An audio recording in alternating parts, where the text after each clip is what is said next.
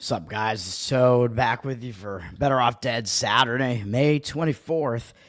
Yesterday, good day on the show, 4-1, and of course that one loss was the one that I added on the fly during the show. So at least you know that when I do that, at least you kind of know that means, well, that's probably the weaker of all the plays. And it was, although that one still should have won too, debatably, which was the Cincinnati Reds. I mean, they were winning that game. If you had made it a first 5-inning play, they would have won on that, as they were winning the game 6-2 at some point in the middle of the game. I think into the 6th or 7th inning. They wound up losing the game with a complete bullpen unraveling. They actually lost 13-6, and I think they either had the same number of hits or out-hit the Cubs in the game, yet lost 13-6 after blowing a 6-2 lead. So what can you do? And I guess that is that's sort of the negative about playing on a team where a pitcher is coming off the DL, is there is a little bit of a question mark there, as you don't know how long they're going to go in the game. And Hunter Green did not last that long in the game, so that was really the mistake that I made yesterday. So I mean, I thought he was a good enough pitcher that he was going to be right back into form. Didn't have that much of a layoff, so I was wrong about that. So bad call there. But I guess if we're weighing, bets, that would have been the one to weigh the lowest out of all of them. And all the other plays that I gave out on the show won. San Francisco Giants and Tampa Bay Rays, both pretty easy wins, as their opponents basically didn't score anything. Their opponents scored one combined run, as San Francisco won 4-0 and Tampa Bay won 3-1. The bullpen seemed like they were trying to blow it there, but they did not. So those both won. Like I said, I went against the market read on the Tampa Bay one. I just did not understand what the market was doing there. So that was a win. We had the win on the Edmonton Oilers, another team that didn't allow anything on the other side, as they won in a 3-0 shutout. So that got there as well. And then the WNBA got there as well, with Seattle winning and covering in the fourth quarter there. So that was a close game for most of the game. But these WNBA plays, man, I feel like when I give out a play on one of these favorites, it feels like they just take hold of the game late and wind up covering, especially with the intentional fouls that go on. So that is what happened there. So WNBA 3-1 to start the season. The first season that I'm actually doing it on the show and really actually kind of taking it more seriously, and should be 4-1, because I should have actually given out on Minnesota in their first game. But it's the way it goes. Still pretty happy about it. And of course, I'm not happy that I'm not actually betting on these games right now, given the fact that I need to conserve some money here. But maybe I should, because I would have won yesterday. Charles, what's up, man? Thanks for hanging out. 4-1, yeah, and the only loss, like I just said, was the Cincinnati Reds, which is the play that I added on the fly as I was going through the show, unfortunately. And then the strongest lean that I left off my card was a winner on the Cleveland Indians with Ciccone. He had a good start yesterday, so I gave that one out on the show as well as a lean. That one got there as well. Let me see. Does betting platforms offer odds on how many rebounds? Not specifically like rebounds on her own shots, Angel Reese, but you could probably find rebound props out there. You can probably play her rebound props, I would imagine, at some of the books. I mean, these books have like everything now. But you're probably going to have to pay, you're probably going to be looking at a big number on that with Angel Reese, because really all she does is get rebounds, so and not score at all. I mean, that seems to be her game. Yeah, she's terrible. She's way worse than Caitlin Clark, way worse than Paige Buckers already. She's worse than Brittany Griner, but Brittany Griner is a man, so that does make sense. All right. Let's get right into it, man. NBA, I am going to offer a play on the NBA here. I'm going to recommend a play on the Minnesota T-Wolves. Let me bring it up here. Take the points of the Minnesota T-Wolves, man. I know I gave out Minnesota in Game 2 in the series. I thought it was a nice zigzag spot. Seemed like there was some backdoor potential at the end of that game. Just like a lady with a nice ass. There's backdoor potential there, baby. Minnesota, they did not get there, though. So now they're down 0-2 coming back home, and that is historically a very good spot to play a team in the NBA playoffs when they're down 0-2 coming back home. They usually put in their biggest effort in this game, down 0-2 in Game 3 back home. I think there are reasons to like Minnesota as well, because I still think they have some matchup edges against the Thunder, as well as the T-Wolves do have some more interior size there. It's just Randall had a terrible game in Game 2. He was actually good in Game 1. So I'll just throw it out there as far as playoff player prop potential, playoff player prop potential. When you see a guy that's like a good player like Randall and he has a really bad game like that, I think you can expect him to zigzag and bounce back and have a way better game here. So I would look for Randall, like go over his points total or something in the prop market. That would make sense in this game after a horrific game in the last game. And I think they actually took him out of the game in the last game. So he should be way better in this game. But the T-Wolves have also shot terribly from three-point range in both games so far, kind of similar to the Celtics. Unfortunately, in their series, the T-Wolves have shot like 20-something% from three-point range in both games, and I don't expect that to continue. So that should kind of come back to some sort of mean here where you're going to see the T-Wolves be shooting in the 30-something% range again from three-point range, I would have to imagine, even though, yes, I know the Thunder are very good at defending, but you got to expect that the T-Wolves, after two really bad shooting performances, they're going to have a good one here. I mean, it's like law of averages, man. It's got to happen at some point. So I like the T-Wolves here. The Thunder are getting the public action now because they're 2-0 in the series now. 57% of tickets, although 61% of the cash right now. But I don't really think that cash percentage is accurate. I would have to imagine the professional bettors are going to be agreeing with me on this one and coming in on grabbing the T-Wolves plus the points here. This actually opened 4 and it dropped down to 3. I think at the very least, bettors came in and saw line value there immediately, the professional bettors. Because if you think about it, the books usually adjust for the zigzag, and in this case, the zigzag. The books know that this is a phenomenon, so I think you would have probably expected to see this game be closer to like a pick'em or Thunder -1, or basically a pick'em, I would say, because the Thunder were like 7.5 at home. So if that's the case, if you get a little bit of extra for home court in the playoffs, maybe 3 points for home court in the playoffs, then that would be 1 for the Thunder here, or somewhere around there. And then you would see the books probably adjust it, maybe even over to the other side where you would see the T-Wolves be a favorite, but that's not the case. So I actually think there's a lot of line value on the T-Wolves, getting them as a home underdog here. Coming into this game down 0-2, and I think they are actually still a very competitive team in this series. I think they could make this a series. I thought this was going to be a long series when it began, and I still think that it could be. So I do think it starts here, and I think the T-Wolves finally put it together and I think they're going to win the game outright here. So grab the points. That does make sense, but obviously if you're going to do that, put like 10% of your bet on the money line. If you wanted to throw the whole bet on the money line, I wouldn't really stop you from doing that either. I think the T-Wolves win this game. They are much more competitive than what they showed in the first couple of games. And remember, they actually were really good in the first half of game 1. They were winning the game at halftime, so it's not like they were getting completely dominated in both of these games. They actually have played pretty well for decent stretches of those first 2 games. So I like the T-Wolves. They are actually the second best team in the West behind the Thunder. They're a good team. They defend well. Both teams play defense, and now you're getting points with a home team that can defend. So that's what I'm going to do here. I'm 1-1 playing the series so far, with going with the Thunder in game 1 and Minnesota in game 2, but I think this is a spot to go with Minnesota. And the money looks like it's coming in on the over as well, by the way, on the total, up from 217.5 juice to the under to 218 juice to the over. 75% of tickets, 78% of the cash on the over. I wouldn't have too much of a disagreement with that either. Expecting that the T-Wolves are probably going to score better than they did in the first couple of games. I don't know if Game 2 went under. Game 1 definitely went under, and it was because the T-Wolves didn't score at all, basically, in the second half, so that was why. But we'll see what happens there. I'm not going to look at the total in that game, though. I don't do a whole lot with NBA totals. Sometimes when I find a nice zigzag spot, I'll do it, or Game 7, where it's like a blind underplay. I'll do those. But other than that, mostly sides for me.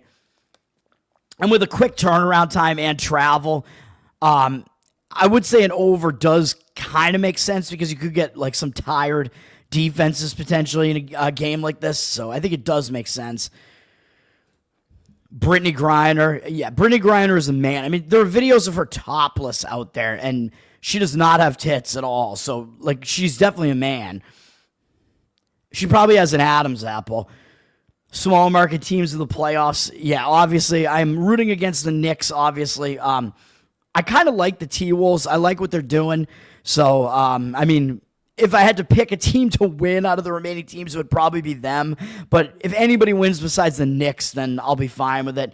Ant-Man, I don't know what we're talking with. Oh, Ant-Man, Anthony Edwards. Yeah, I was like, Paul Rudd? What? Yeah, Anthony Edwards, man. I mean, he's sick. Her voice is deep. Yeah, obviously that's true. The other thing I will point out, by the way, before I go over to NHL here is that, and this doesn't, this still might help guide you a little bit, but it would have applied more to talk about it before the series started here with these two conference championship series here. In the NBA, in the last 17 conference championship series, the team that had played the fewer games in the previous 2 rounds of the playoffs, so the team that had played the fewer games in the playoffs so far leading up to the conference championship series won 16 of the last 17 of those series. And in these 2 series, that team is the Indiana Pacers and the Minnesota T-Wolves. Those are the 2 teams that played fewer games in the first 2 rounds than their opponent did. So it's an interesting tidbit there. So that would tell you that the T-Wolves are probably not dead. Obviously, the Pacers, being up 2-0, winning 2 road games, obviously have a very good chance to win their series. I believe teams in their position are like 46-6 or something historically now, which hopefully continues, but I would not write the Knicks off yet, although it is definitely going to be very difficult for them to come back. All right, let's go to NHL, and I'm going to go right back again, very similar to my play in the NBA. This is a series where I was right in game 1. I believe I actually had a play in game 1. Then I was wrong in game 2 with a play on game 2, trying to zigzag in game 2. So very similar to that NBA series. I'm going to come back, although this time I'm doing it with a road team, but I'm going to go Carolina Hurricanes here, down 0-2 in the series and having to go to Florida. I actually think Florida might get a little bit complacent here, man. You just won 2 games on the road against Carolina, who's really good at home, actually. And I think those were like misleading results, man. So I think you got to look to Carolina as a decent underdog price here. Yes, I think Florida will win the series. Yes, I think they're going to win the championship again, as that's what I have in my bracket. If you saw my bracket special, I had Florida beating Carolina in this series, and unfortunately I had Colorado over Edmonton in the other series in my bracket. But hey, my hockey bracket's not too bad, all right? Hockey's usually chaos.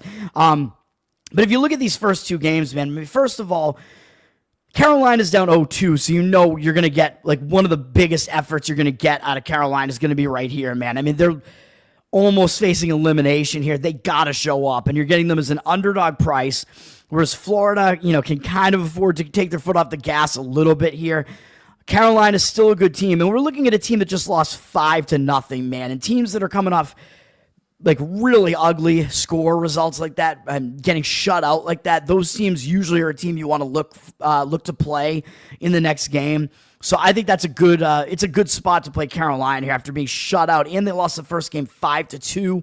The public is not going to want to have anything to do with Carolina here, man, after losing the first 2 games by a combined 10-2 against the returning champs. As you can see here, the public is on the Florida side, 71% of tickets, only 57% of the cash. So I think some of the real money's coming in Carolina, and you can get them at a decent money line price, man. So I think it's worth just taking a shot. If you're getting them around this plus 135 price range here, you're not even really saying they need to win the game every single time. Like, to profit long term, you only need them to win probably about 48% of the time to profit, maybe even a little bit less than that. So I like the play here. It looks like the actual money is coming in, agreeing with that side as well. And I think these scores are a little bit misleading too. So not only is Carolina most likely going to come out with a really intense effort here, but I mentioned when I said I liked Carolina in game 2, game 1 was a little bit misleading, and game 2 was a little bit misleading as well. As statistically, both games actually played pretty close. Again, the shot discrepancy was not that lopsided. The hit disparity wasn't that lopsided either. I believe Carolina might have actually had the hit disparity in game 1. This is game 2 that I'm looking at here, and Carolina won the face-off percentage. So, nothing about these statistics really said this was a 5-0 loss. It's just Anderson, who was the hottest goalie in the playoffs, has just been awful in this series so far, and I think he's going to get something back here, man. Anderson is a good goalie. He's been so good throughout the playoffs. I don't think Florida is just hexing him to such a degree that he's just allowing all these goals to be scored, man. I really don't think so. So I think he is going to return to form here. You're going to see a much better game out of him. I think as long as this is a close game and Carolina is in this bet is live to hit here. So I like it. Carolina will be the play that I recommend there. Again, it's less than 50% that it's going to happen, but I think that it's good enough that it's worth playing at this price, at this underdog price. So Carolina will be the way to go there. All right, WNBA, I don't have any plays on these two games here. Liberty and Fever, I mean, this is an interesting game, I guess, as far as WNBA is concerned. I mean, none of this can really be interesting, but that is a game between two of the better teams in the league, although the Liberty are the returning champs, and they're good enough that the odds makers have the line as a 4.5-point favorite here. And I don't think they're going to take Caitlin Clark lightly, although the line has kind of moved down, actually. It was 4.5 this morning, opened 4, went up to 4.5, and now it's actually down to 3.5 with juice. So this line is kind of moving up and down all over the place. It's difficult to gauge what's going on in the market. 70% of tickets, 78% of the cash on the Liberty. So it does look like the cash percentage is still on that side. I'm not touching the game, man. I mean, the Liberty are coming off a game where they just had an easy win over the Sky in their last game, which is Angel Reese's team.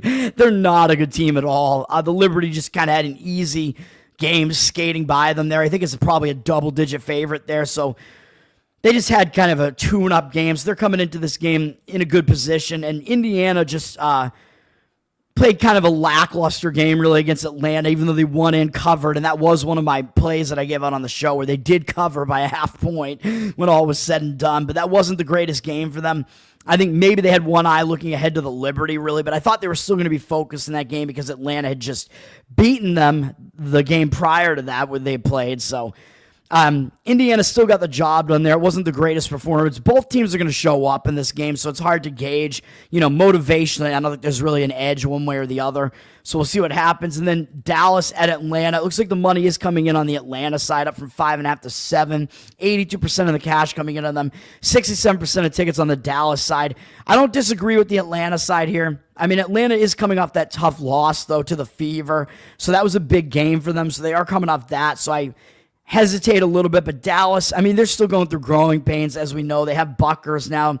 She was their number 1 draft pick. They have a lot of new faces on this Dallas team, so I still think they're kind of in that early season mode where they're still trying to gain chemistry, and they are coming off their best performance of the season so far, where they played a close game against the Lynx, who are one of the best teams in the league. So that was a good performance, and the Lynx are 4-0 to start the season. That was a good performance from Dallas. They actually lost that game probably worse than it looks, though, but they made a comeback late and cut it to 4, and they made it a kind of an interesting game late, I guess, at least.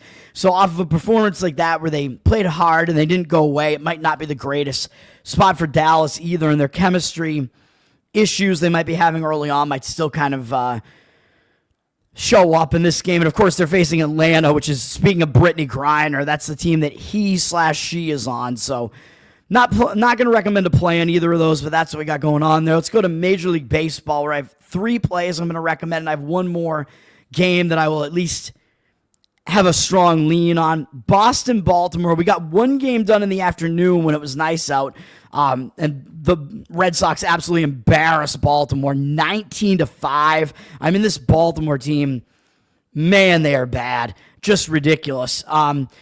After that, you might expect Baltimore. They should put in a better performance, but now what we got going on here is the guys that were originally scheduled to pitch today's game are going to be pitching in the afternoon game, and then it's scheduled for a doubleheader again because they got to get these games in, even though the weather has been off and on rain up here in Boston for a while.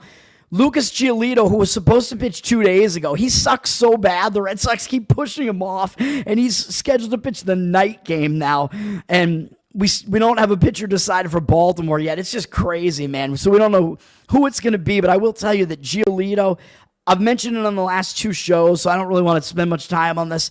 He's awful this year, obviously. 7.08 ERA, 1.52 whip. He's been horrific in Fenway, so you do not want to play this guy at Fenway right now. He gave up 6 earned runs in each start at Fenway. Those 2 starts, horrendous.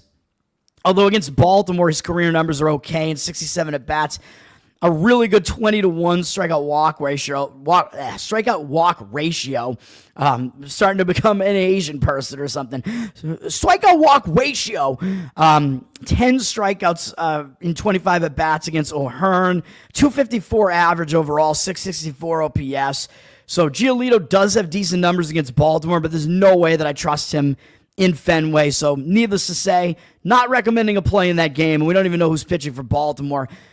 If Baltimore is going to be pissed about yesterday's game, it might show up in this first game with Zach Eflin on the mound, who is one of the better starting pitchers for Baltimore, which isn't saying much, but his 1.13 whip is actually pretty good. His ERA at 5.08 doesn't really tell the whole story. I mean, he's not putting that many men on base, but he is giving up, too many hard hits. He's given up 6 home runs already, which has really been the problem. 17-3 strikeout walk ratio isn't that bad, but he doesn't strike out a lot of guys, allowing too many hits, more than one per inning. But he's been okay overall. Just his last outing against Washington, he gave up 4 home runs, which is just a terrible outing. Prior to that, he hadn't allowed more than 3 earned runs in any start, including one against the Red Sox, where he did pitch pretty well at home against the Red Sox. 6 innings, allowed 3 runs, 5 strikeouts, no walks. Good outing for him there. So he should probably bounce back a little bit, but his career numbers against the Red Sox are not good in 83 at-bats, although he has a 17-0 strikeout walk ratio, which is good. Devers absolutely wrecks him. 7 for 19 with 2 home runs, 4 RBIs. If you want a player prop, I would say Devers is a decent way to look for the player props, hits plus runs plus RBIs, to go over with him because he smashes Eflin. However, the problem is they're probably going to jack up that total a little bit because Devers had 8 RBIs yesterday, and he became one of 4 Red Sox players ever to, I think, have 10 home runs, 25 RBIs, and an over 500 on base percentage or something, or maybe, on base percentage in a span of, I don't know what it was, 50 games or something I forget what it was. I don't know. You can go look up the stat. I might be getting it wrong, but whatever. So when Devers is, the hot commodity right now, I might actually dial it back a little bit, but his numbers are really good against Eflin, but I would probably still not play the player prop there just because they're probably jacking that number up too much there after what he did yesterday. But overall, Eflin, 325 average allowed, 904 OPS allowed to the Red Sox. That's not good. Not good numbers, and that includes his good start at Camden Yards this year against the Red Sox. So if you go back, I haven't looked, but he might have really bad numbers pitching in Fenway. That might be the case. So I don't think we could possibly play Baltimore to try to unembarrass themselves here with Eflin on the mound. I wouldn't do that. And Hunter Dobbins, he's been pitching okay for the Red Sox. We don't know what we're going to get out of him. This is his rookie season. 3.62 ERA is pretty good. 1.3 whip is not great. He's putting too many men on base. Mostly it's just the hits. He's allowing too many hits, well over 1 per inning. A 25-5 strikeout walk ratio is pretty good, so he does have decent command. I think he's leaving pitches over the plate too much. He's got to stop doing that. Prior to his last start, he'd gone more than 5 innings in every start, too. That start, I don't know what happened because his pitch count wasn't that high, but they took him out of the game against the Mets. And that was a play that I actually gave out on the show on the Red Sox in that game. They still did win against the Mets. The Mets were in a bad spot in that game. So I really don't dislike Dobbins. So I just don't think this is a spot to really actually play on Baltimore here. I'm not going to recommend a play on the Red Sox either, but let me see here. What do we got? It looks like the Red Sox are public, which makes sense with how bad Baltimore's been playing yesterday. And after losing 19-5 to the Red Sox yesterday, 81% of tickets, only 74% of the cash on the Red Sox. The Red Sox up from -108 to -118. Not going to recommend a play on that. And the Red Sox are a similar favorite right now in the night game, not knowing who's even going to pitch in that game. David, what's up, man? This entire season has been embarrassing for Baltimore. I mean, they made the playoffs last year, and they've been one of those teams where the last couple of years they won way too many close games. So it seemed like they were going to regress a little bit, but not to this degree. I mean, this is insane. They have enough talent on this team that it should not be like this. 19-5. Baltimore's bullpen got absolutely destroyed. Rafael Devers, like I said, went completely off in the game yesterday. 8 RBIs. I think he had 2 home runs in the game as well, something like that. Stacks, what's up, man? Thanks for hanging out. I'd have to figure out like what song would that be? I don't know. Gangnam Style. I mean, I have no idea. I don't even know if that's playable on Uke. I have no idea. That's right. Yeah, I mean, you can hail me if you want. I am not a dictator, man. All right, let me see.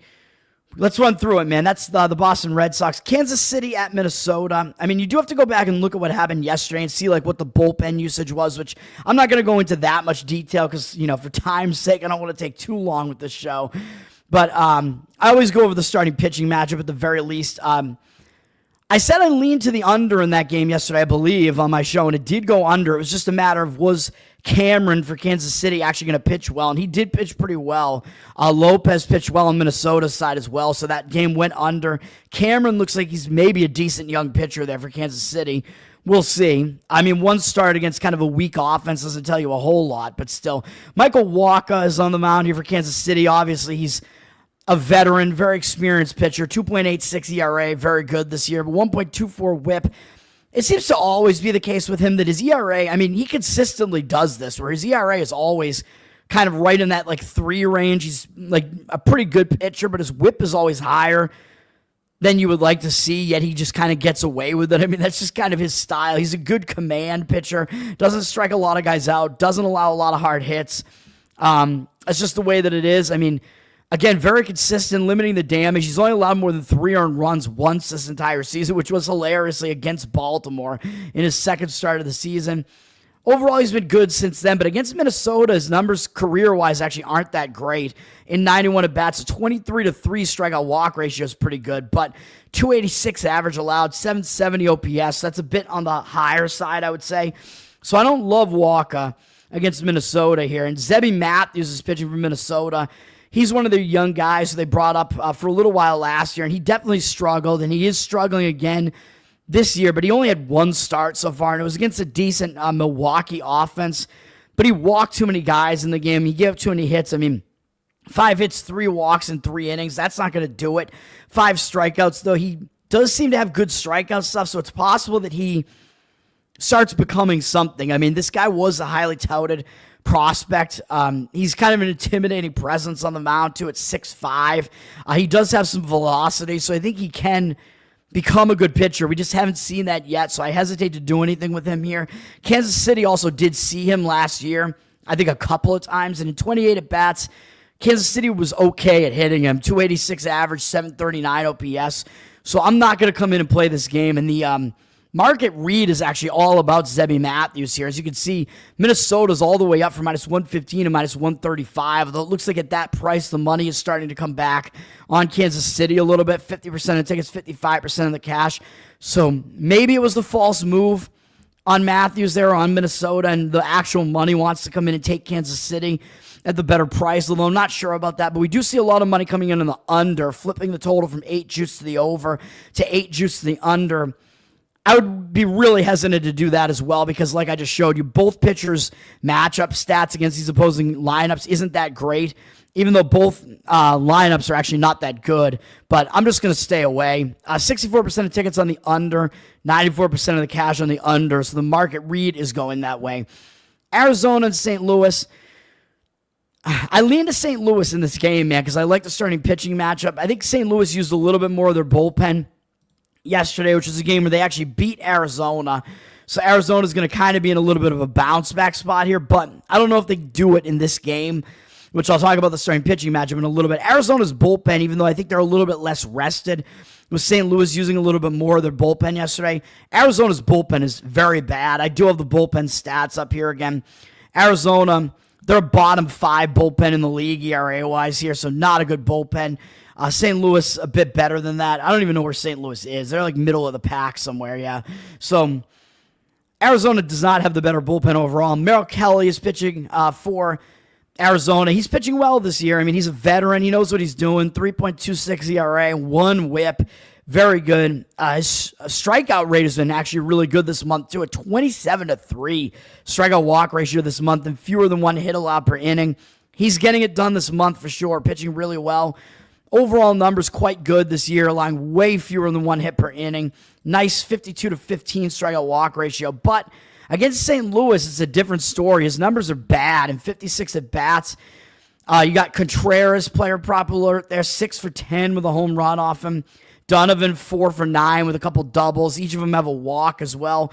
He has 8 walks and 7 strikeouts in his career against St. Louis, so he has not been good against St. Louis strikeout walk ratio wise, and he's allowed a 304 average and 962 OPS to them. So I would say there's no way you can come in and put your money on Kelly here, even though he is in good form right now, which gives me a little bit of hesitation here. So just the fact that Arizona's in a bounce back spot, Kelly is in decent form. St. Louis used more of their bullpen yesterday, and the money looks like it's coming in on Arizona. Kind of keeps me off of this game a little bit, but who are we kidding here, though, man? I mean, Liberatore, he's like 10 years younger than Merrill Kelly, and he's the better of the two starting pitchers. He's really starting to become a good pitcher for St. Louis here. 2.92 ERA, 1.03 whip this year.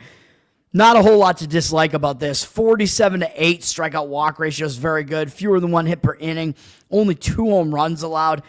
Yeah, I mean, he's looking like he's the real deal. He's a good pitcher. And against Arizona, they've basically never seen him before. Only Naylor has seen him before, probably when he was on Cleveland, I believe is where he was. They must have faced St. Louis or whatever. And he was 0 for 3 off Liberatore. So other than that, the D-backs have never faced him before. So I think that is a significant advantage to a young pitcher who has good stuff like Liberatore does. I think he does have the advantage. That's usually an extra advantage where the hitters have to kind of like try to figure him out.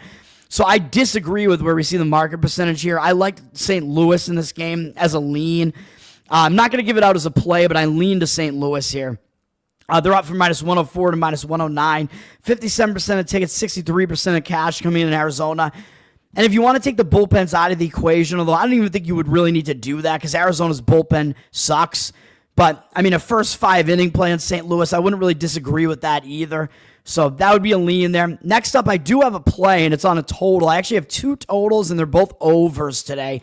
And one of them is here, even though I know I usually play unders, but I like the over in Milwaukee-Pittsburgh. I mean, this, I think, sets up really nicely for an over, even though I know yesterday's game went over as well. But baseball doesn't really work like that, where it's like, oh, well, yesterday's game went over, so let's just go play the under here. I mean, unless there's a reason why that was like misleading or something like that. But the thing about yesterday is that these bullpens are terrible, man. Both these teams' bullpens are awful.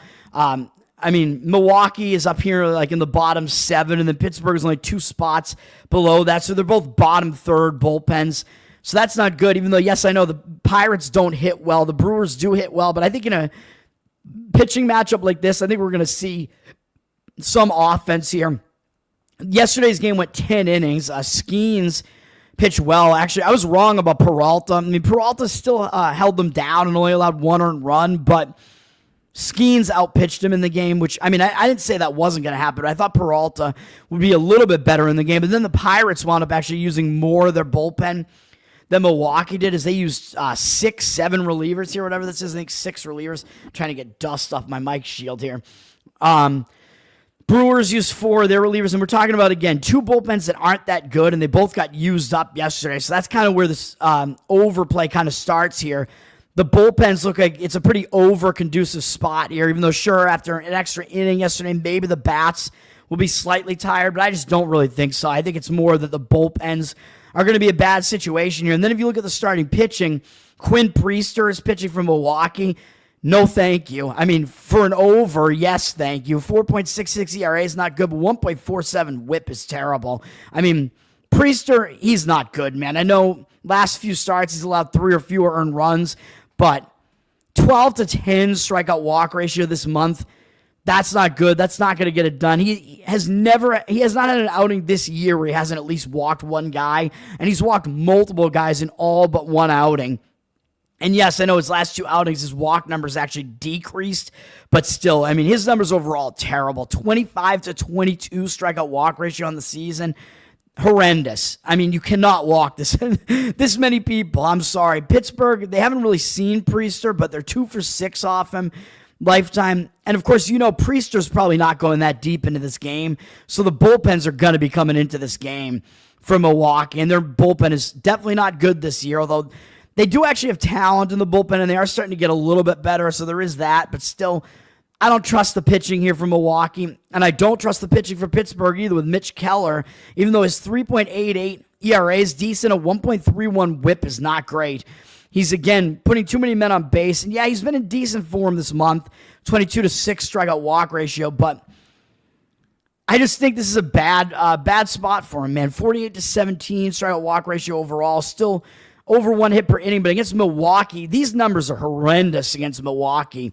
They've had his number in 86 at-bats, 372 average, 1,042 OPS, and 21-8 strikeout walk ratio. That's still too many walks, so Keller has really gotten knocked around by this Milwaukee lineup, so I don't like that. I'm going to go with the over in this game, and the money looks like it is agreeing with me and coming in on the over here. It's moved the number up from 8 juice to the over to 9 juice to the under, which went through the 8.5, so that's a somewhat substantial move there. 68% of the tickets and 91% of the cash on the over. I found over 8.5 minus 120 out there. Might be the best you can do. Remember, I'm not actually making bets on these right now, but these are still what I would be playing if I was betting at the moment. So that's where I'm going with that. I mean, I prefer the minus 120 at over 8.5 there. If you have to pay more than that, then I think probably you got to go to the over 9 in this game, but remember, 9 is a key number, so I think paying minus 120 to get the 8.5 is still the right way to go there. 9 being a key number in baseball, 7, 9, and 11 are key numbers in baseball. All the odd numbers are key because if you have to break the tie, that's the one extra run you need. So you want to get on the better side of whatever number you're looking for there. Scott, what's up, man? Thanks for hanging out, man. Top was a baseball player. I don't believe he was a pitcher, though. I think he was a position player. I don't remember which position, though. He might have played multiple different positions. He played, I don't know if it was in college, but I believe he was a professional player. I think he was in a minor league system somewhere at one point. I would have to refresh my memory on that.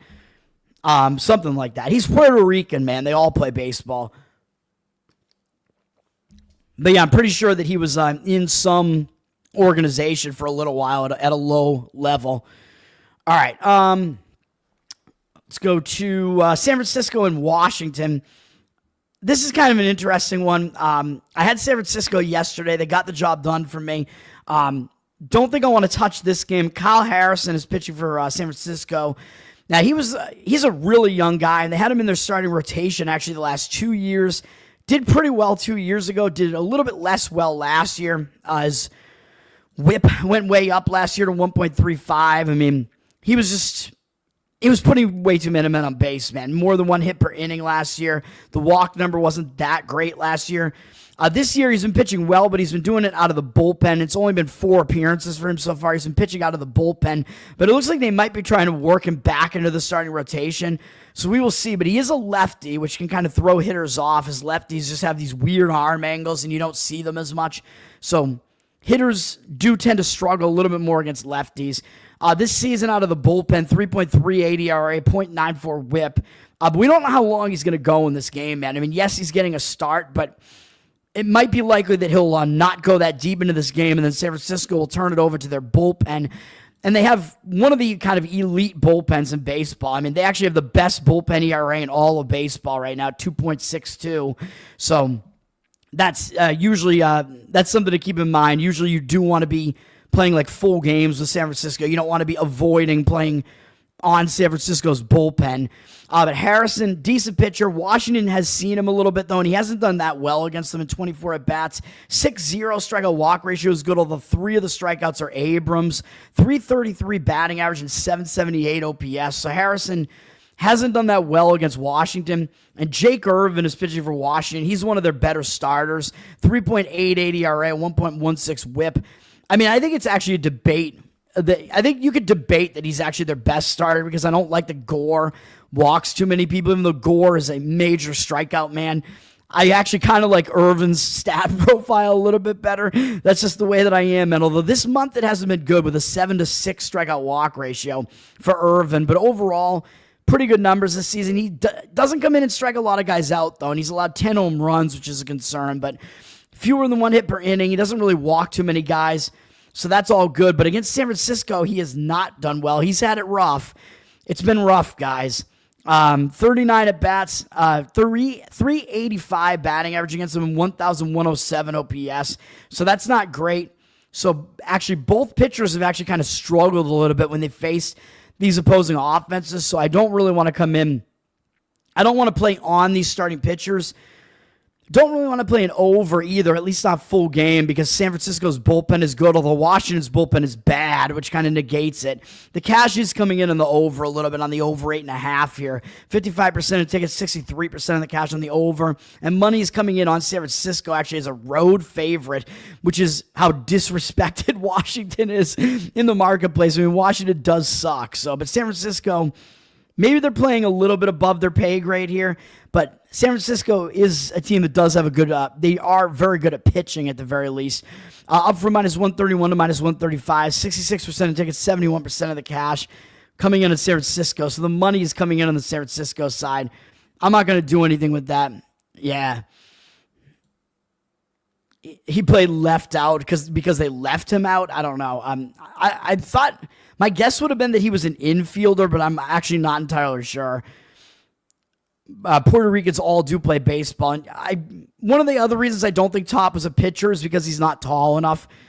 Pitchers usually are tall, like usually the shortest pitchers that you'll see. I mean, like Pedro Martinez was definitely not tall, but he was probably still about, what was he, like 5'10", maybe? Well, Top isn't that much shorter than that. Top's probably about 5'9", so whatever. But usually pitchers are a lot taller than that, he just looks like he'd play infield, really, right?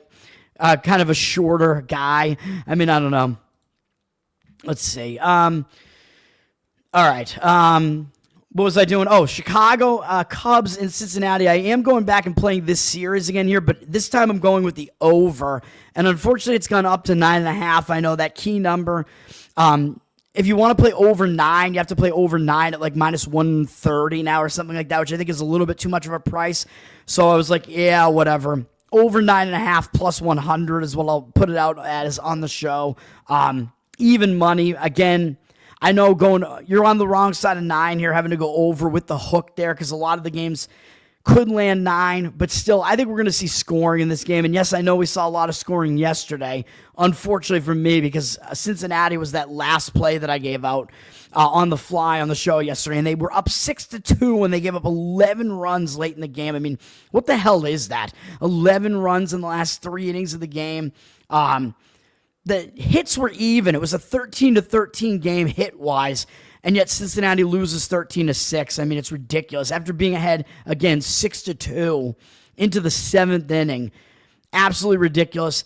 And the Cubs actually don't have that great of a bullpen. So, I mean, Cincinnati's isn't that great either, but still, whatever. So both bullpens got used a ton yesterday, and that's where this handicap starts. We had 6 Reds relievers enter the game, and we had 5 Cubs relievers enter the game. So, again, the bullpen situation is, I believe, fairly over-conducive here, because a lot of the bullpen relievers are not going to be usable in this game. And I think looking at the starting pitchers' ERAs, people are going to think, oh, this looks like it could be a starting pitching duel almost here with Colin Ray with a 2.38 ERA. But I'm going to tell you why I think both of these guys' ERAs are a little bit misleading.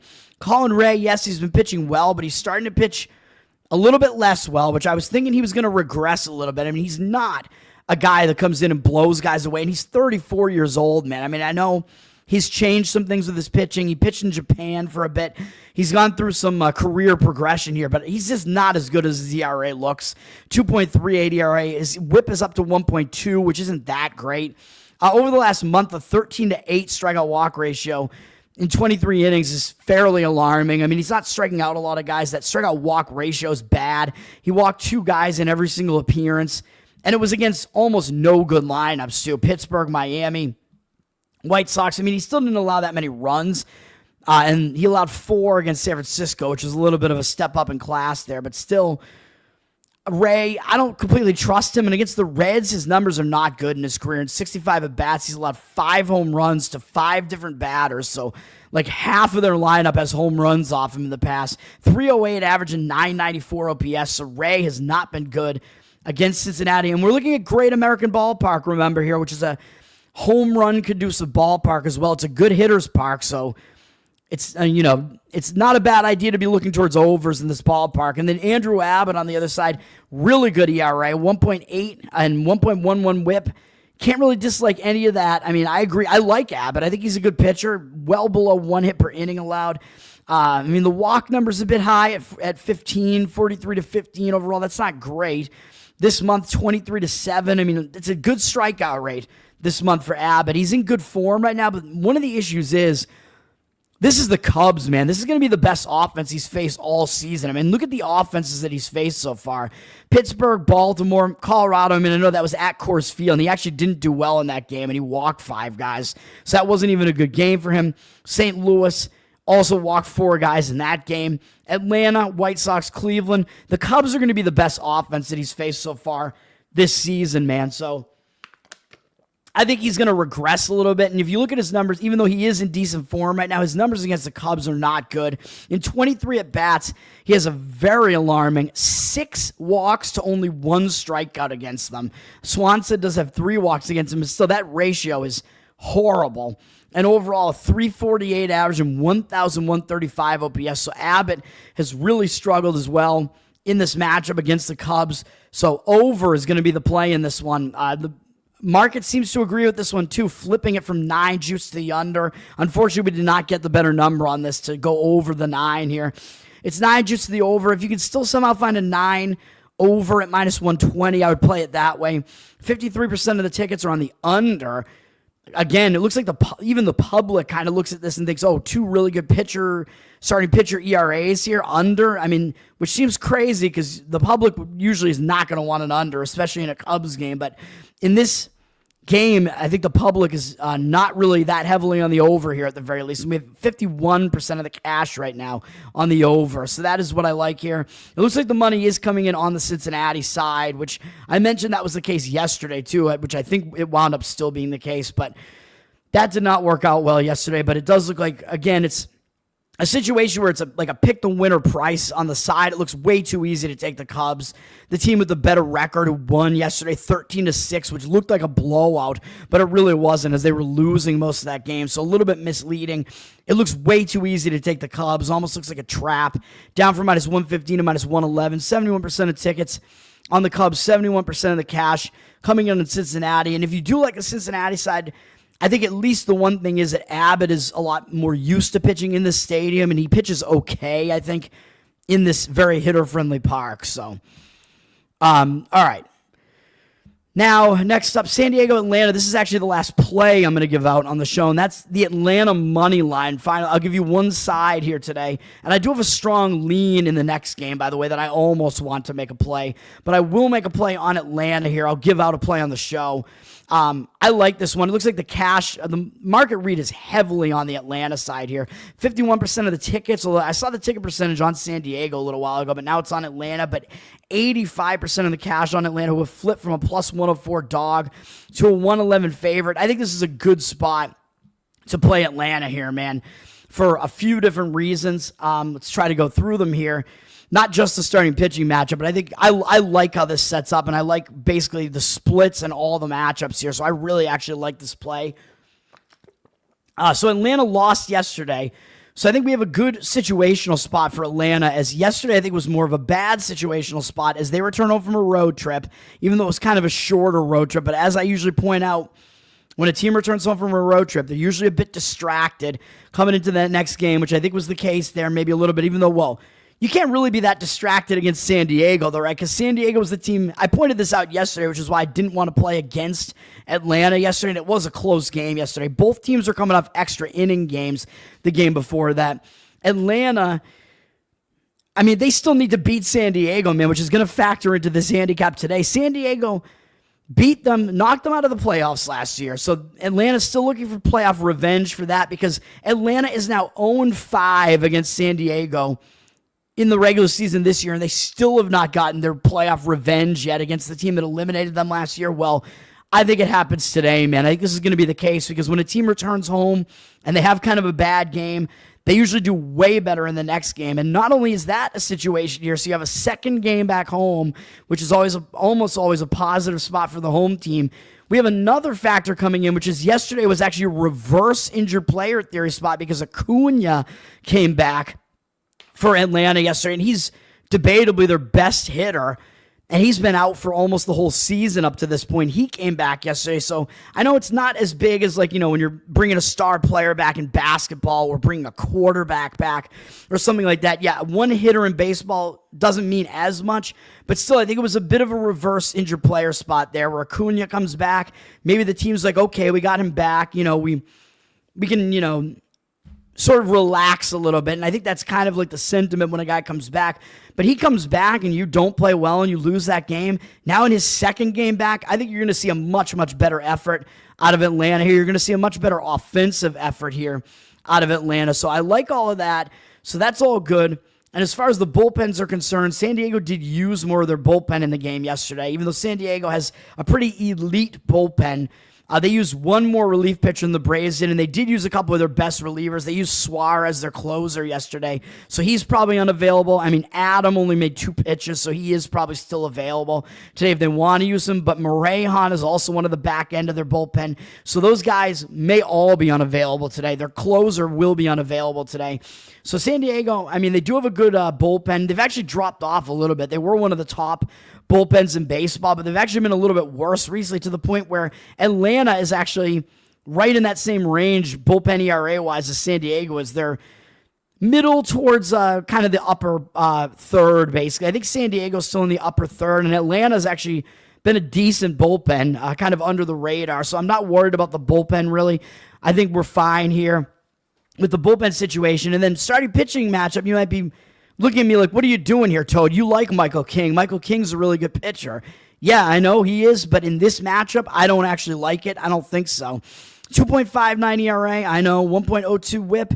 Really, really good numbers this year. He's in pretty good form right now. I understand that. But San Diego lost each of his last 3 starts. So there's kind of one thing there that makes you kind of pause and be like, okay, interesting. I know that doesn't have to do with him when he pitched pretty well in all 3 of those starts. 18-5 strikeout walk ratio, fewer than 1 hit per inning. But still, they lost all 3 of those starts. So there's a little bit of kind of a trend there where San Diego's lost 3 starts in a row. And actually, not only that, but they've actually lost 5 of the last 6 games that Michael King has started. They've lost them, which is another interesting tidbit there. Something that makes you just kind of think. And he pitched against Atlanta in the first game of the season, and that was one of his worst outings. He only went 2 2/3, was very inefficient, 76 pitches, gave up 3 earned runs, walked 4 guys, 4 hits, 3 strikeouts, so he didn't do well in that game. But you might be saying, well, Toad, that was his first game of the season. Don't you usually say that you can just kind of ignore the first game of the season? Yes, I do say that. A lot of times the guy just isn't quite in like game shape yet, and you can kind of ignore that first start. But I think it's not just the first start against Atlanta. This is actually a trend for Michael King. He does not pitch well against Atlanta. In 34 at-bats, 10-5 strikeout walk ratio is not great, 294 average and 826 OPS. So Atlanta's bats have actually done well against him. And Acuna, you can see there's back in the mix there. But he just has only faced him once and walked against him. But still, Atlanta's bats do pretty well against Michael King. So I think this is not the greatest spot for Michael King. And like I said, I was going to mention the splits. And if you look at his splits, he is significantly better at home as well. And he is on the road here. So he does not pitch as well on the road. 2.11 ERA at home, which is a very pitcher-friendly park in San Diego. On the road, not as good. 3.63 ERA this year. And the opponent batting average goes up from 180 to 227. I understand those numbers are all still good, but he is certainly more vulnerable on the road than he is at home this year, whereas Grant Holmes, good name for him because he is actually better at home this year, significantly so. He has a 2.63 home ERA and a 5.55 road ERA, even though I know the opponent batting average is actually 167 on the road, which means he's walking a ton of guys on the road, which he is. 13 walks, 6 home runs on the road. He settles down a lot more at home, man.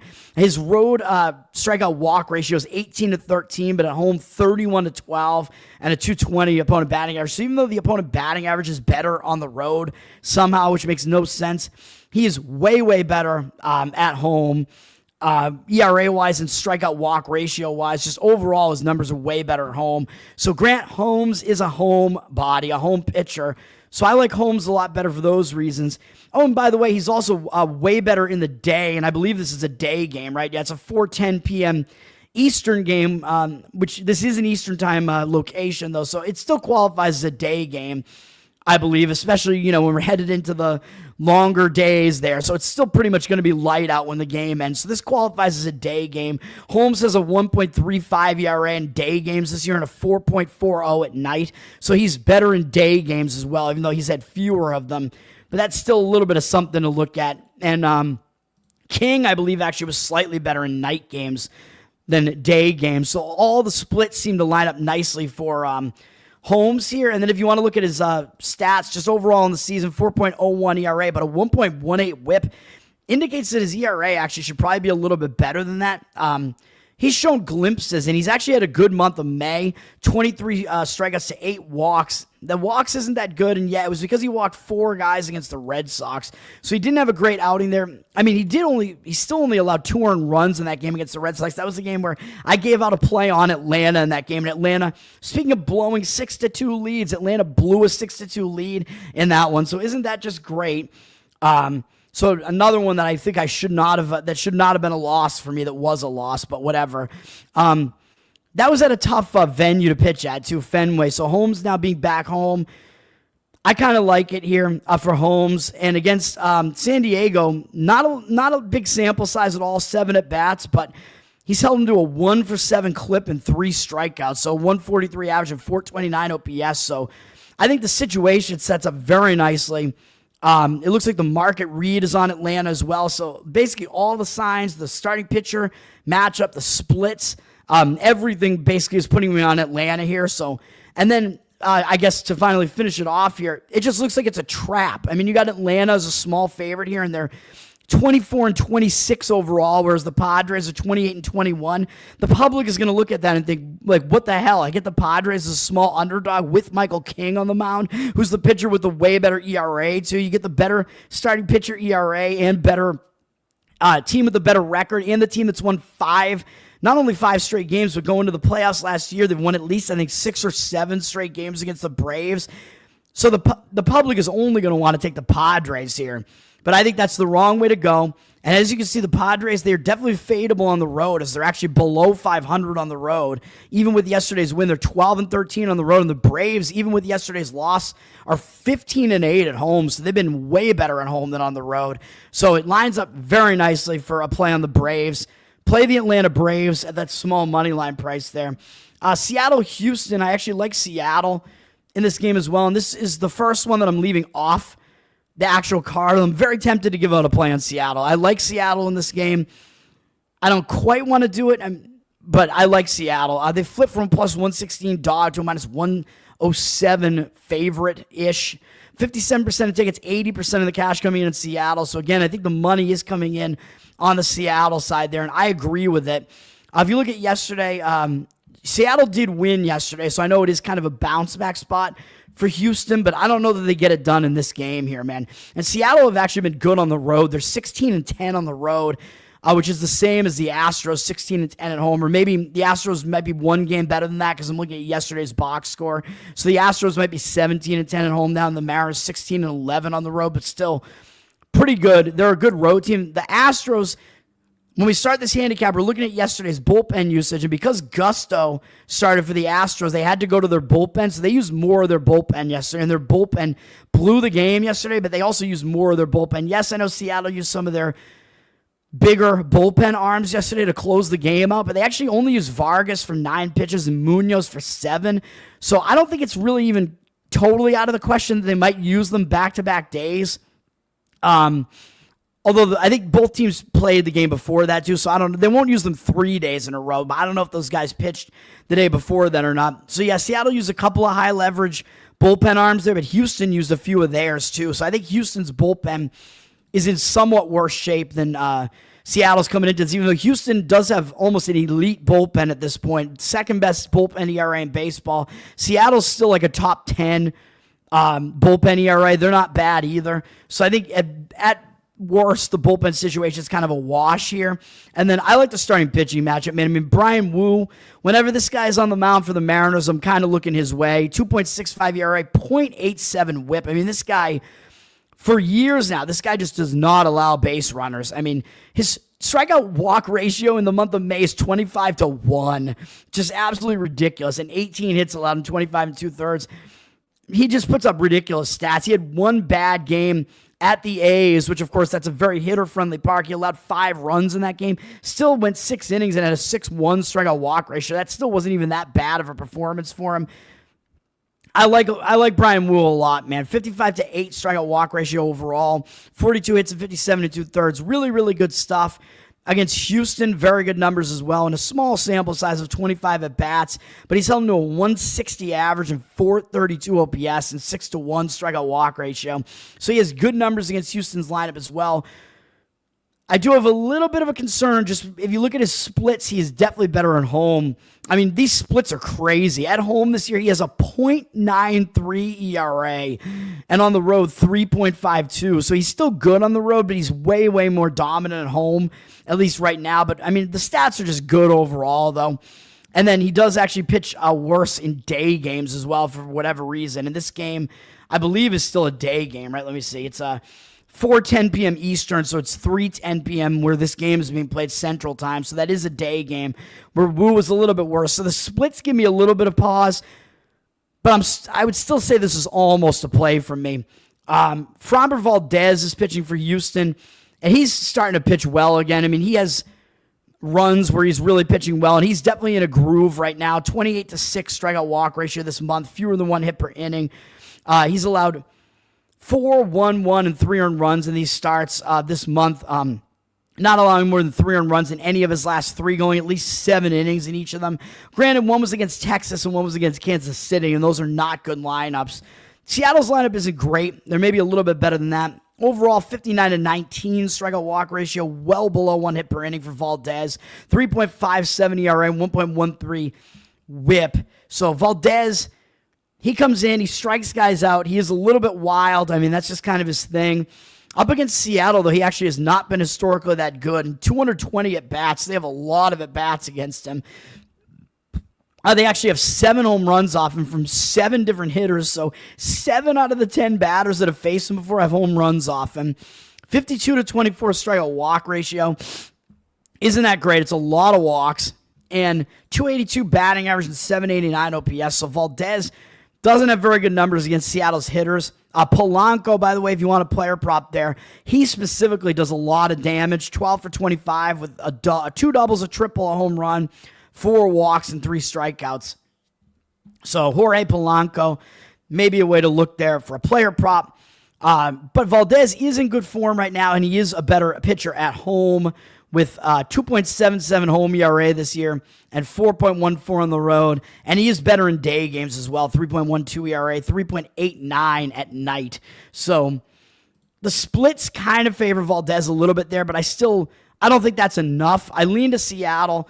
Wu just has dominant numbers against Houston. He's the more trustworthy and more consistent pitcher than Valdez is, and Valdez is the wilder pitcher. So I like Seattle, but I just don't think it's enough to actually recommend a play on it. But that's like the first one that I would leave off the card there. I'm not sure I quite get the 777 reference. Is that the that's like the monster logo thing where it's like some, satanic symbolism or something? I forget what it is. Let's get through this, man, because we're already over an hour. I got to get through all the rest of these games here. Texas and the White Sox, I lean to the under in this game just because you have 2 young pitchers who I think are kind of starting to pitch a little bit better here. Jack Leiter, sort of coming into his own for the Rangers here. Al Leiter's son, 4.25 ERA, not great, but 1.11 whip this year. He's starting to pitch fairly well, although there are some reasons to, kind of pause a little bit with a 14-11 strikeout walk ratio this month. But his last 2 starts were good, going 13 innings, allowing 4 runs in those two starts. Still, overall, his strikeout walk ratio is not good, 27-16. He's not allowing a lot of hits at all, though, 24 in 36 innings. So he's too wild, but he's not very hittable at all. So he's got to control that wildness a little bit, but he's facing a weak White Sox lineup. And in 11 at-bats, they only have a 182 average off him, 523 OPS, but he has 0 strikeouts against them. But still, I don't really see the White Sox doing a whole lot of damage against him. Jonathan Cannon on the other side, young pitcher, but his ERA has dropped to 3.76. 1.31 whip is still pretty bad, though. Now, Cannon, I mean, I don't know that his name is really accurate because he doesn't really have a cannon. He doesn't, blow guys away.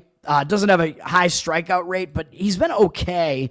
42-17 strikeout walk ratio, 55 hits allowed in 55 innings is right there on the borderline.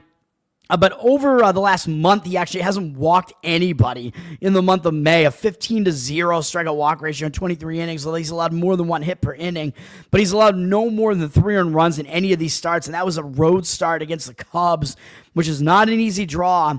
And he went 6 innings in the previous 3, including a game at Great American Ballpark and another road game against Kansas City. So actually somewhat impressive that he was able to do what he's done this month. So maybe there is something to Cannon here. And he's facing kind of a weak Ranger lineup here. And in 15 at-bats, they only have a 133 average off him, 569 OPS. So a couple of weak lineups, a couple of young pitchers that are kind of pitching a little bit better right now.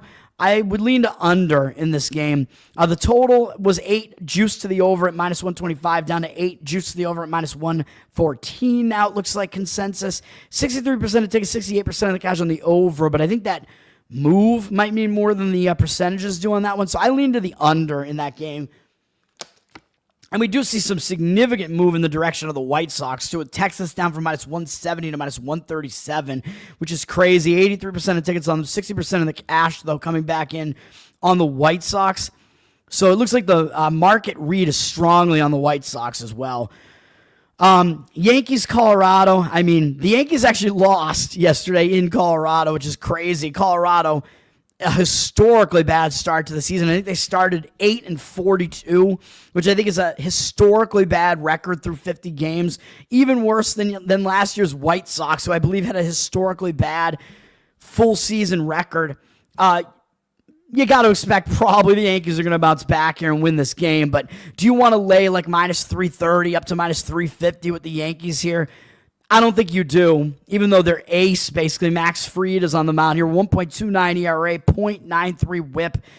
I mean, really, really good numbers. I told you in his last outing he was possibly going to have his worst start. And it was, one of his lesser starts of the season against the Mets, but he still went 6 innings, only allowing 2 earned runs and striking out 8. So the worst from Max Fried this year has still been really, really good. Against Colorado in 40 at-bats, 200 average, 481 OPS, and 11-3 strikeout walk ratio. So he has dominated Colorado, but pitching in Coors Field is a little bit of a concern, so we don't know what he's going to do out there. I haven't looked at his numbers out there just because I really don't want to do anything with the Yankees here. Kyle Freeland is pitching, and he's just not been good. 5.68 ERA, 1.6 whip. Not good numbers for Freeland, although 41-10 strikeout walk ratio is actually good. But 71 hits allowed and 50 2/3 is ridiculous. So his strikeout walk ratio is more than acceptable, but he's allowed so many hits, 21 more hits basically than innings pitched is crazy. He's just been way too hittable. Against the Yankees, he's been hittable as well. Not good numbers and 105 at-bats, 7 home runs allowed. So if you want some player props, you got these guys don't have good averages, though. Goldschmidt and Grisham both have bad numbers against him, but Goldschmidt 8 for 31, but does have 2 home runs and 6 walks. Grisham 6 for 26, 3 home runs, 2 walks. But Bellinger would probably be the way to look there. As he's 11 for 32 off him with 5 doubles, a home run, 2 walks, and 2 strikeouts. And Goldschmidt 5 strikeouts, Grisham 6 strikeouts. So Bellinger might be the best player prop potential there. Overall, 15-11 strikeout walk ratio for Freeland against the Yankees, not good. 286 average, 912 OPS allowed, not good. So I think the way to do this is actually, if you want some way of playing the Yankees side here, probably I would say Yankees team total over, because it looks like they'll probably be able to get to Freeland here. And they only scored 2 runs. I mean, look at these. The Yankees, they have a really good offense. And yeah, they'll have a few games where they'll struggle, and that's been the last few games. They scored 4 runs, 1 run, 2 runs yesterday in Coors Field. You got to expect the Yankees' offense is going to have a breakout at some point again, because their offense is still really good. And it could easily be this game against a bad pitcher that they tend to do pretty well against. So that would be my guess here. So if you want to go team total over on the Yankees, I don't think that would be a bad way to go, but you're looking at a high total because it's Coors Field, 10.5. So you're probably looking at Yankees over probably 6.5. So I know that's difficult to kind of stomach there. That is a really high team total. I'm assuming that's probably what it is. It's probably about 6.5. But it may very well get there in this game in a hitter-friendly environment. The Yankees lose. Yeah, they lost yesterday for sure, which I'm happy about because I don't like them, but I obviously don't expect them to lose today. Yeah, I mean, it is definitely something to laugh at. Although, of course, the Red Sox lost to Colorado. I remember they had one game where they lost badly to Colorado last year, and I actually had money on Colorado in that game. It was a play that I gave out on the show last year, so I at least, was happy that I got the money on that one. John, thanks for hanging out, man. I see some new faces here. Thank you, guys. Thanks for hanging out for my long autistic rants here. Any opinion on the Red Sox not calling up Mayer and Anthony? I don't know a whole lot about Anthony, to be honest. Mayer, I know he's hitting well in the minors right now in AAA. I actually forget what position he plays right now. I don't have a strong opinion, really. I mean, I think Mayer is right there on the verge of being a guy that they can call up. I think if the Red Sox have one more injury, they're like one injury away from calling that guy up. So I think they may do so. You may see him up at some point during the season. So I don't really have a strong opinion on that right now. The Red Sox offense right now really isn't their problem, even though Casas is hurt right now. The Red Sox pitching is their major problem, and their fielding is still a problem. Yeah, I mean, I don't know what's going on with Story, man. I mean, he got injured last year, really serious injury at the beginning of last year. If you watch the Red Sox documentary that's on Netflix, the Clubhouse documentary, where they followed the Red Sox last year and did 8 episodes for whatever reason, but it's kind of interesting anyway, but I don't know why they would do that in a bad season for the Red Sox. Although the Red Sox were in the mix trying to get into the playoffs at the end of last year. Story was injured like all of last year, so maybe the injury is still kind of, I mean, he had such a long layoff. I mean, maybe the injury is still kind of affecting him. Like, I don't think he's this bad. Like, I think he's going to get better. I just, I'm giving Story a pass for now, and maybe I'll have to stop doing so. But for now, I don't know. I haven't paid enough attention to see, like, has his fielding been bad this year at all? Because he's a good fielding shortstop typically. So if his fielding is still there, I'm going to give him a pass and think that his bat is going to wake up at some point. So I think that calling up Mayer, I mean, you'd have to figure out how you want to shift around the infield, basically. Like, one of them is going to have to play second base, probably, if you do that. So I could see them maybe potentially doing something like that, but I don't know, man. I mean, I don't have a strong opinion, to be honest. But I'm not on the anti-Story train right now as much as a lot of these other guys are. Even though I am very anti a lot of the Red Sox pitchers, though.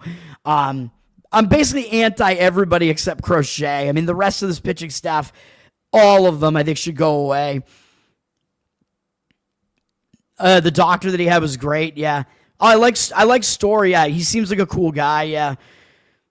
Fielding is worse. Yeah, I mean, the Red Sox fielding, I mean, I think their fielding woes, some of that goes down to managing, man. Like, I think Cora needs to go, dude. I don't think he's a good manager.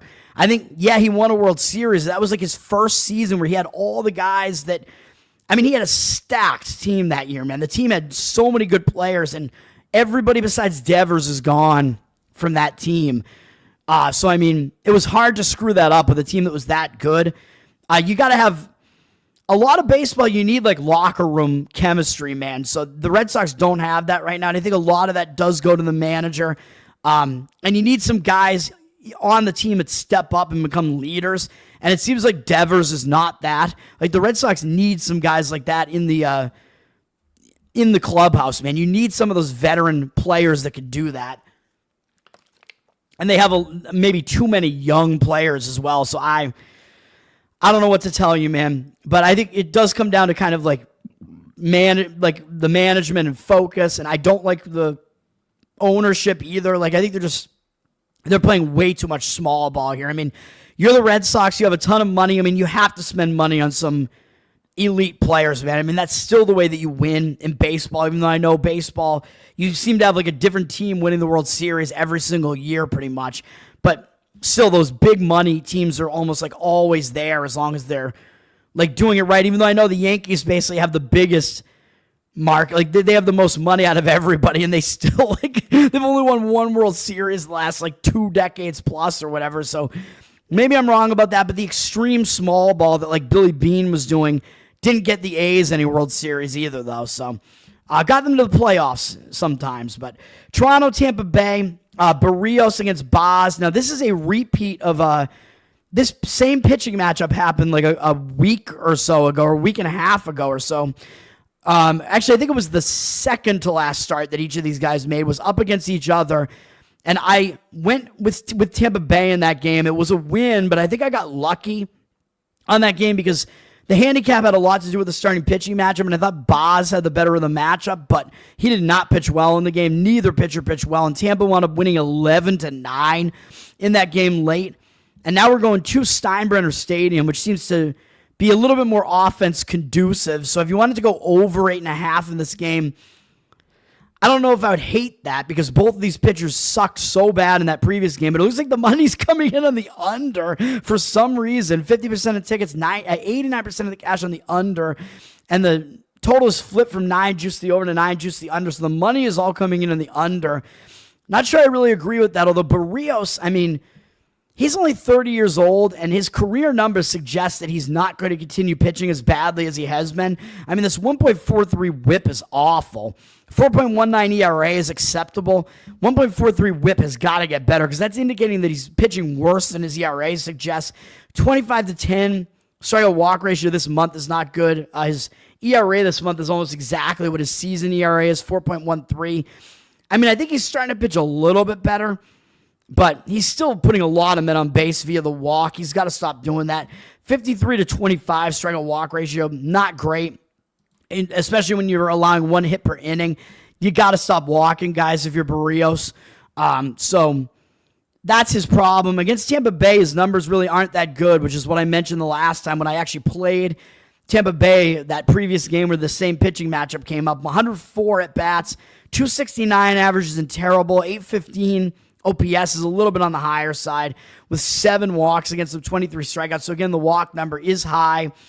Shane Baz, on the other hand, he's really starting to pitch awful. 5.33 ERA, 1.41 whip after he was off to a good start this season. He has been awful in the month of May with a 12-10 strikeout walk ratio and 9.61 ERA.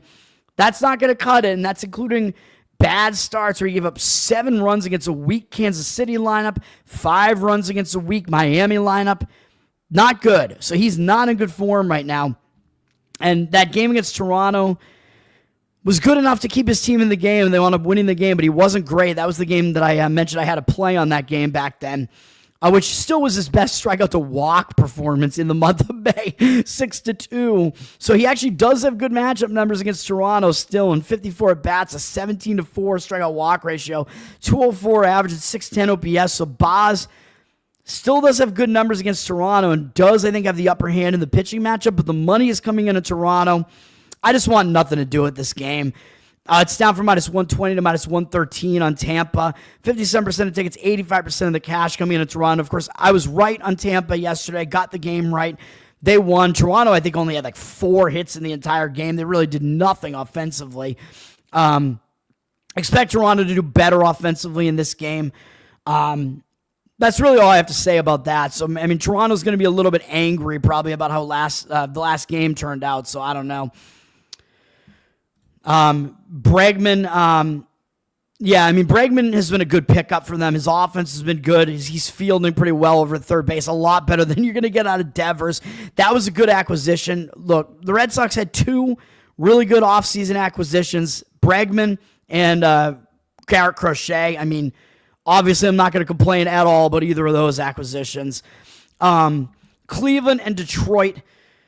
Detroit has won the first... Detroit has lost the first 2 games. Now, remember, I gave out Cleveland as a lean, I think, in both of those games, and yesterday it was almost a play for me, and I wish I just gave it out as a play on the show because Ciccone did what I expected, and he had a good start yesterday. And by the way, We no longer have any starting pitchers in the majors now whose teams have won every one of their starts. Now, Jackson Jobe was the last man standing, and Detroit lost his start yesterday. And I told you that it was not going to continue because that 1.4 whip for Jobe is ridiculous. So they finally lost a game with him on the hill. Robbie Ray, I was like, did he still have that streak going? But he didn't, because he actually lost.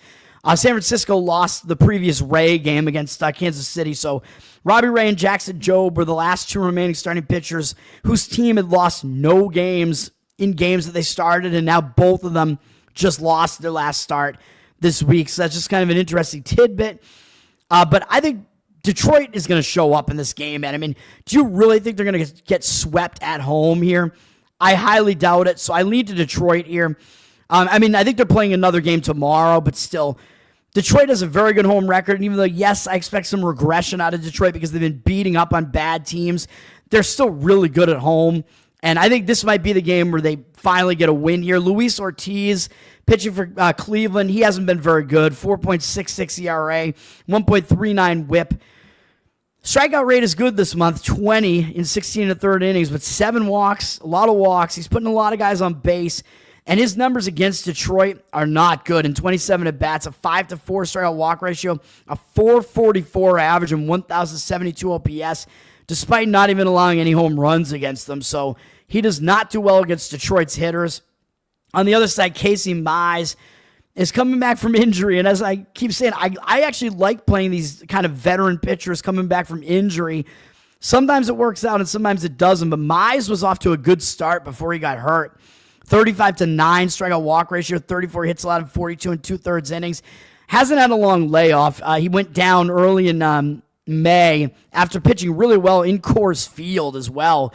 Mize, he's been pitching well, man. He's allowed 4 earned runs in 2 of his starts. And besides those 2 starts, he's allowed 1 or fewer in all the rest of his starts, which is 5 other starts. He's allowed 1 or fewer earned runs, which I don't expect him to continue being that good. But he's been pitching quite well this season, man. 2.53 ERA, 1.01 whip, if I didn't mention that. Really good numbers this year. Better than what you would expect, sure. I think he's going to start doing a little bit worse. But against Cleveland, his numbers are decent, except for the fact that he's walked 6 guys compared to 5 strikeouts. But it was basically all Carlos Santana, who was a walk machine. Also very good on the guitar. 6 walks to 4 strikeouts, all coming from Santana. So I don't know if there's really a whole lot we can take away from that. But in 25 at-bats, 240 average, although a pretty high 867 OPS. But again, it's all because of the 6 walks, basically, from Santana. But he's also allowed 2 home runs, a home run in both at-bats against Ramirez, 2 for 2 with 2 home runs. But other than that, Cleveland either hasn't done well against him or hasn't even seen him before. So I think Mize is going to be ready to go. I think he's going to be pumped to be back in the rotation. So I actually like, again, these pitchers coming back. I know it hurt me yesterday with Hunter Green, but I like Mize in this one. I think it's a good spot for Detroit to kind of bounce back here off of those first 2 losses. So I like Detroit. I'm not going to play the game. I'm not going to recommend to play on the game, but lean to Detroit. Detroit's down from -145 to -128, and I don't know what's going on there because it's still listed as an undecided pitcher there, so I don't know if it's definitely going to be Mize or not. So that remains to be seen, but if it's some like worse pitcher or a bullpen game, then I would kind of dial it back and like Detroit a little bit less there, actually, so we'll see what happens. Santana, that's going to be really, really difficult to play Santana on a uke, man. Let's see. All right, let's finish this off. Got a couple of games left. Dodgers, Mets, probably the biggest series that's going on. They get primetime billing. They're going to be on Fox, one of the night games. So it looks like Cleveland, Detroit is also on Fox, so it's going to be up to your local network.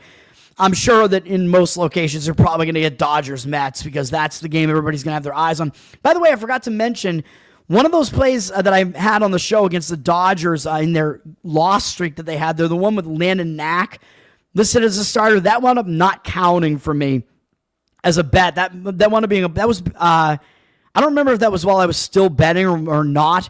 I think it was after I stopped betting, but that would have been a push, basically a no bet, because Knack actually didn't start the game, and he wound up only coming in out of the bullpen.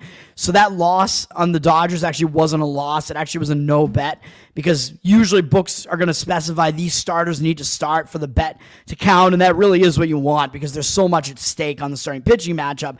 Just figured I would throw that out there. Of course, I throw it out in the middle of a show where nobody's going to see it.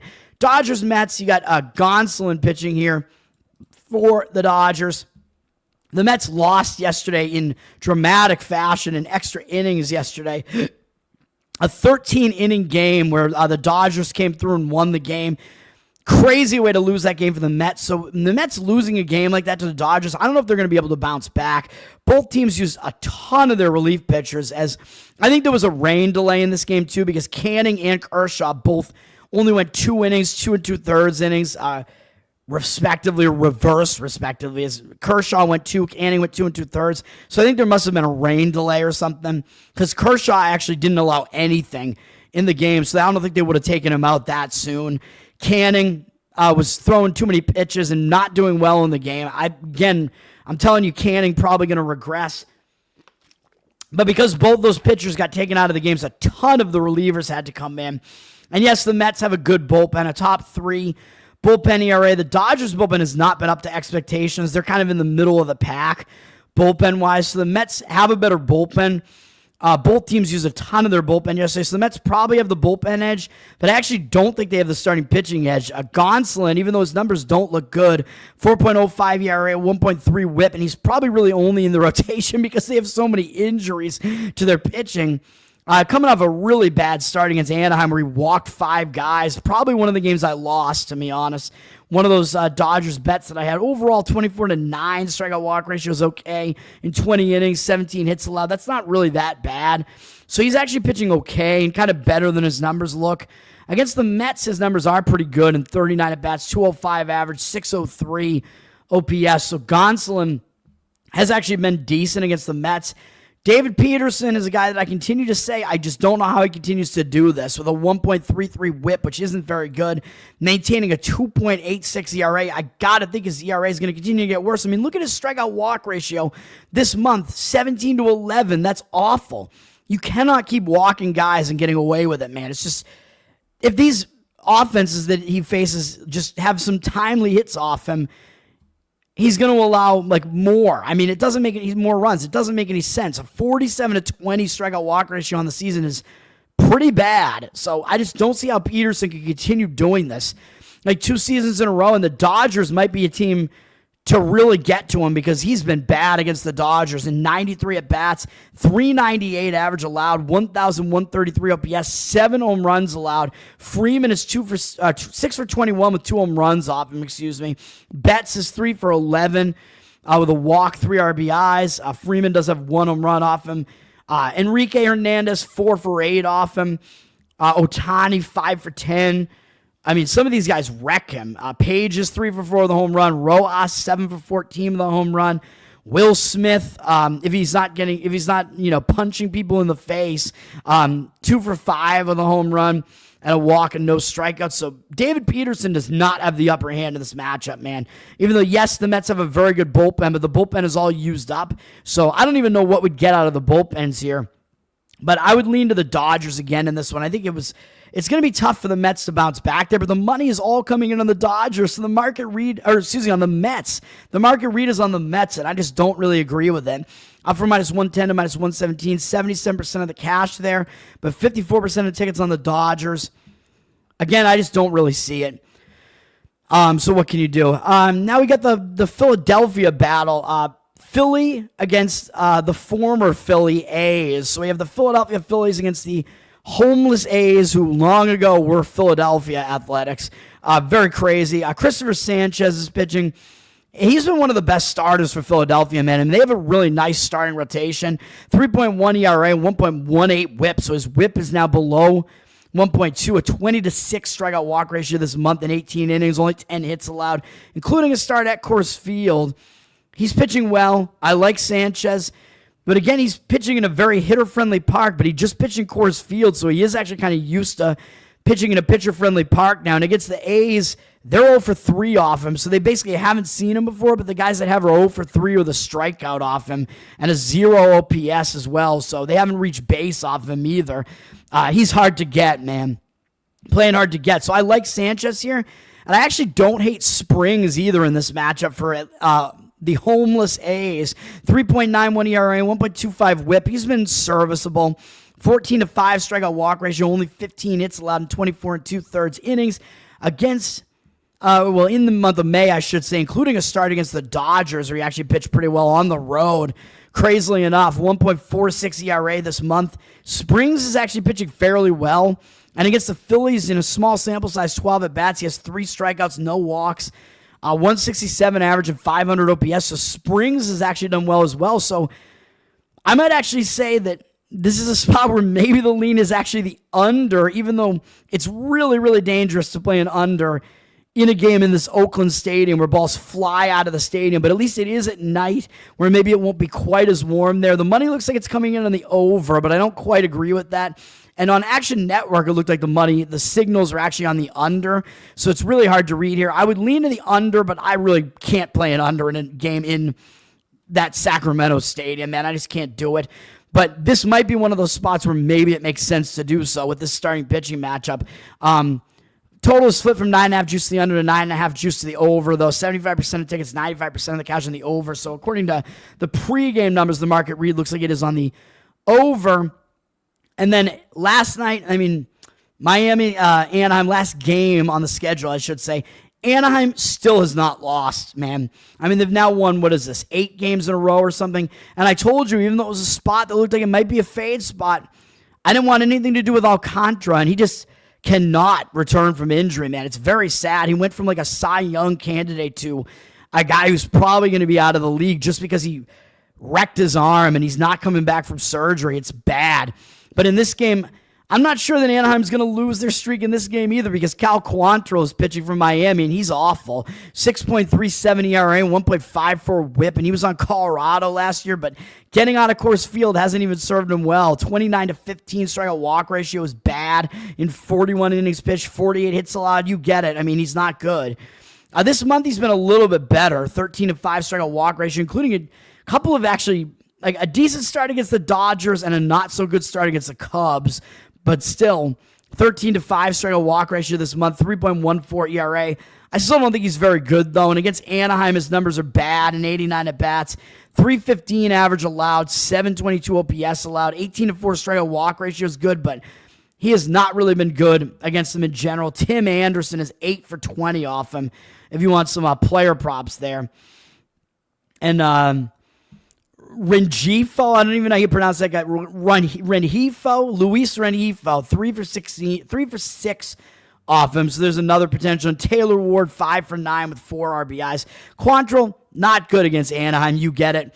Jose Soriano is probably the better of the two pitchers here, although his 1.48 whip is disastrous. 3.57 ERA should be way higher based on his whip. There's no way you can keep getting away with this. He's walked at least 4 guys in 3 straight starts. That is awful. Even though he's allowed only 3 earned runs or fewer in each of those starts and gone at least 5 innings in all of them, those walks have to come to bite him at some point. 46-27 strikeout walk ratio overall and more than 1 hit per inning. That's not good. You can't have a whip like that and keep getting away with it, as I keep saying. But against Miami, they're an offense that might not be able to take total advantage of him. Doesn't sound great. Take advantage of him. Only Mervis has ever seen him before, and he's 0 for 1 off him. So really, basically, Miami has never seen Soriano before, but Soriano is actually really bad at home this year with a 5.95 home ERA and 3.33 opponent batting average. Whereas on the road, he's actually way better. 2.35 ERA on the road, 2.34 opponent batting average. And he's also way better during the day, 1.83 ERA during the day and 182 opponent batting average, whereas at night, 4.46 ERA and 309 opponent batting average at night. So he's way worse at home and at night, and that's what this game is, a home-night game. So it's not the greatest split situation for Soriano here. The money is coming in on Anaheim, but I wouldn't want to lay a price like this on Anaheim with Soriano, with given what his splits are, up from minus 160 to minus 186. 82% of the tickets and 85% of the cash money coming in on Anaheim. Money kind of coming in the over, 78% of tickets, 94% of the cash. I don't want anything to do with it. And the total has actually gone down a little from 9 juice the under to 8.5 juice the over. Take from all of that what you will, but that's a confusing game for me. I just don't have any feeling on that game at all. Guys, thanks for hanging out, all of you. Charles, Scott, David, Stacks, a lot of guys in the chat here today. Just out, all of you. John, I mean, hopefully I didn't miss anybody, but thanks all you guys for hanging out. Faces new and old here. And one more time, the actual plays today that I'm going to give out here, which I'm not actually putting money on, so just keep that in mind. But Minnesota T-Wolves plus the points in the basketball game, in the NBA, in the NHL, Carolina Hurricanes, going back to the well on those, plus money there as an underdog. Baseball, over 8.5, or whatever the best number you can get is really there in Milwaukee, Pittsburgh. Over, unfortunately, 9.5, or if you can find a 9 at a decent price, do it in Cubs, Reds, and the Atlanta Braves money line. That's going to do it. Thanks, guys, for hanging out. Long episode here. Thank you. Yes. Hopefully it's not just background noise. I hope I'm giving out good analysis here, man. Charles, thanks for hanging out for all of my autism. Have a good Saturday. Long weekend, everybody. Happy Memorial Day to everybody. Get some cookouts going. Hopefully the weather gets a little bit better here because it's been cold and rainy here in Boston. So I think it will be better on Monday, though. It'll be at least 60s and sunny enough that we could probably go out and hit the grill there. Thanks, guys. Thank you as well. Thanks for hanging out, everybody. Tower Game Toad on Twitter, of course, and patreon.com/Tower Game to support the Tower Game podcast, the most hilarious podcast out there. Get your tickets to Bro Grove. I think there might still be some available, but if there are, they're going fast, and go hang out with us late June in Leesburg, Florida. You get to see us live. And go support my fundraiser that's still up there. GiveSendGo.com/Tower Game Toad to support. I'm not gambling your money away, folks. I'm putting that on pause, and I am trying to conserve some money here to get me to whatever the next thing that I'm going to do is in life here. So thanks, guys. Uncancel me, baby. Peace out, everybody.